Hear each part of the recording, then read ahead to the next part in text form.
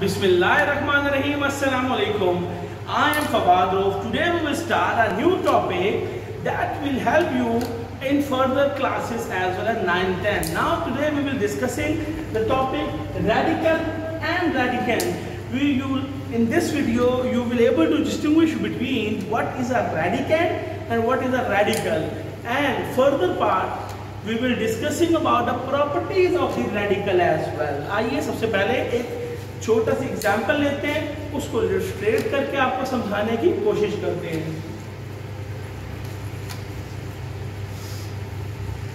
यहां लिखा हुआ है √25, √25 यहां लिखा हुआ है। अब हम इसमें से पहले आपको समझाते हैं कि रूट लिखा हुआ है, रूट लिखा हुआ है तो आप ये ना समझिए कि इस रूट का मतलब क्या है। पहले तो आप ये बताइए किसको रूट का मतलब मालूम है जी, रूट की वैल्यू क्या होती है जी। आपने प्रीवियस क्लासेस में पढ़ा था कि अगर रूट लिखा हुआ हो तो हम उसको पढ़ते हैं 1/2। तो इसका मतलब है यहाँ पे कुछ नहीं लिखा हुआ, यहाँ कुछ नहीं लिखा हुआ, तो इसका मतलब है इसकी पावर क्या होगी 2, इसकी पावर क्या होगी 2। तो आइए यहाँ पे हम 2 लिख लेते हैं ताकि आपको जरा इसकी जो रेडिकल जो पावर है वो नजर आए कि पावर क्या है, कैसे इसको आगे फर्दर इलस्ट्रेट करना है। सबसे पहले आपने ये याद रखना है रूट के अंदर जो भी रियल नंबर लिखा हुआ है या कोई फ्रैक्शन लिखी हुई है, रियल नंबर लिखा हुआ है या कोई फ्रैक्शन लिखी हुई है, उसको आप रेडिकेंड भी कहते हैं और बेस भी कहा जाता है जी। इसको आप रेडिकेंड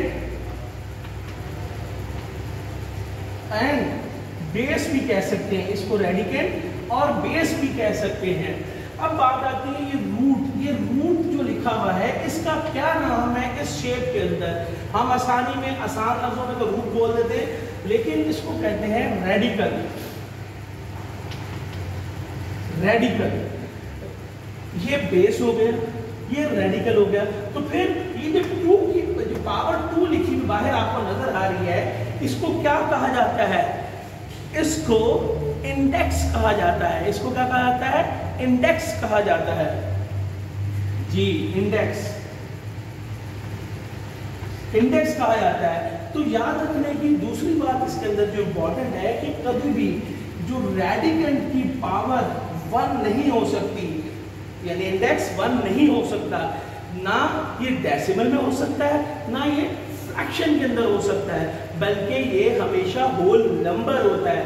जैसा कि इस ब्लैक बोर्ड पे आप देख सकते हैं कि हमने पहले लिख के दिखाया था आपको रूट इसलिए लिखा था कि हम ये पूछना चाहा कि इसकी प्रॉपर्टी क्या है। अमूमन तौर पर हम प्रीवियस क्लास में पढ़ के आए हैं, इसको हम लिखते हैं 1/2। तो इसकी पावर क्या थी? 2 थी। तो इस इंडेक्स कभी भी रेडिकेंड का इंडेक्स कभी भी 1 नहीं हो सकता। 1 से बड़ा 2, 3, 4, 5, 6, 7 और होल नंबर में होगा। दूसरी इंपॉर्टेंट बात याद रखने की है कि उसको किस में होना है? होल नंबर में होना है। और जो नंबर रियल नंबर लिखा हुआ है उसको क्या कहते हैं? रेडिकेंड या बेस, और रूट को कहते हैं रेडिकल। और अगर इस तरीके से लिखा हो √3, तो इस वक्त इसकी पावर क्या है? 3 और 5 लिखा हो तो आप इनको किस तरीके से लिख सकते हैं? जब आप सिंप्लीफाई करने जाएंगे 1/3 और 1/5। ठीक है, आइए अब चलते हैं प्रॉपर्टीज ऑफ रेडिकल के बारे में। सबसे पहली प्रॉपर्टी रेडिकल की ये है कि अगर कोई दो रियल नंबर मल्टीप्लाई हो रहे हो तो उस रेडिकल जो है वो दोनों के ऊपर होता है। जो रेडिकल है वो दोनों के ऊपर है जी। लिखा हुआ है A, B और ये पावर n है। अब आप इसको किस तरीके से लिख सकते हैं? इसको √NA और √BN। तो आप इस एक रेडिकल को जो दो अलग अलग नंबर है कंबाइन जो रेडिकल लिखा हुआ है उसको सेपरेट करके अलग अलग करके भी बता सकते हैं। सेपरेट करके भी बता सकते हैं, अलग अलग कर सकते हैं। और अगर ऐसे लिखा है तो आप उसको इस तरीके से भी चेंज कर सकते हैं। नेक्स्ट क्या है? यही प्रॉपर्टी पढ़ेंगे when two numbers are dividing, a upon b. Radical क्या है कि पावर n है, रेडिकल की पावर n है, और रेडिकल जो है a अपॉन b के ऊपर है। तो अगर आप इसको ऐसे लिख सकते हैं, radicand a upon radicand b, यानी कि रेडिकेंट को दोनों के ऊपर अलग अलग अलग भी लिख सकते हैं, उससे कोई फर्क नहीं पड़ता।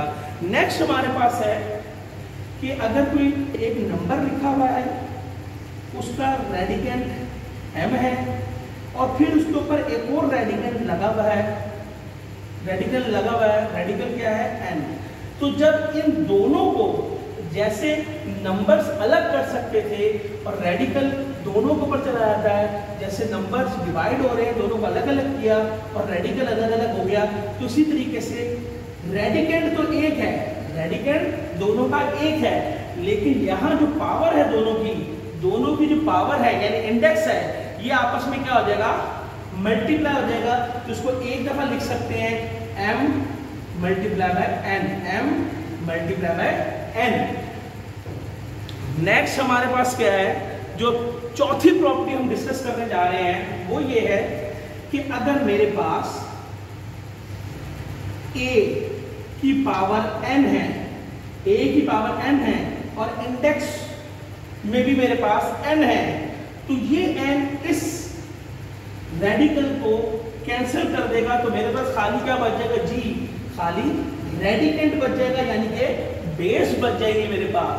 ये कुछ प्रॉपर्टीज है जो कि आपको यूज करनी है अगले फर्दर क्वेश्चंस के अंदर, कि आपको चेंज करना है, आपको चेंज करके दिखाना है रेडिकल को एक्सपोनेंट में या एक्सपोनेंट को रेडिकल में चेंज करने के लिए आपको इजी हो जाएगा।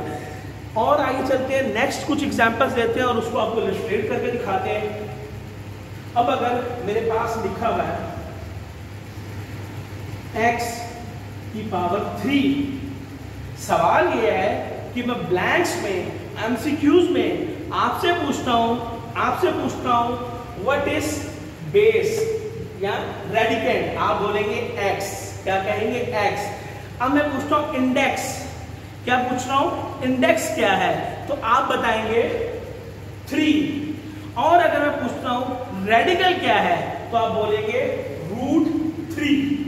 इस पूरे को रूट फॉर्म में लिखना इज बेसिकली रेडिकल फॉर्म, और इस रूट फॉर्म से हटा देना, रूट फॉर्म से अपॉन फॉर्म में यानी पावर फॉर्म में चेंज कर देना, रूट फॉर्म से पावर फॉर्म के अंदर चेंज कर देना, क्या कहलाता है, एक्सपोनेंटल फॉर्म है। क्या कहलाती है, एक्सपोनेंटल फॉर्म है। ये कुछ तरीके थे किसी भी रेडिकेंट को जानने के लिए, और कुछ प्रॉपर्टीज थी जो रेडिकेंट के लिए इस्तेमाल होंगी, जो आपने याद रखनी है और बड़े अच्छे तरीके से समझने की कोशिश करनी है। होपफुली बॉयज आज की ये लेक्चर है आपको समझ में आया होगा। इंशाल्लाह नेक्स्ट वीडियो में एक नए टॉपिक के साथ मिलेंगे। अपना बहुत ख्याल रखिएगा। अल्लाह हाफिज।